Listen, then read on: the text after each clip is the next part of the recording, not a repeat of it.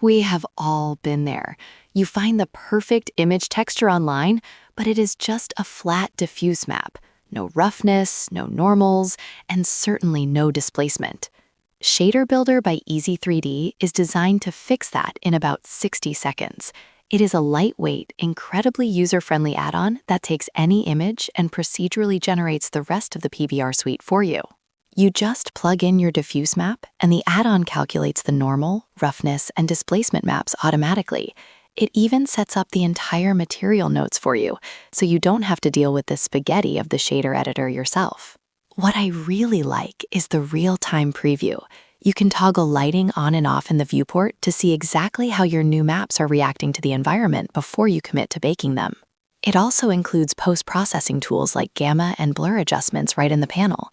This lets you fine-tune the crunchiness of your normals or the glossiness of your roughness maps on the fly. For just $6, it is a fantastic utility for beginners or pros who need to turn random photos into high-quality 3D materials fast. Check out the link below and start building better materials today.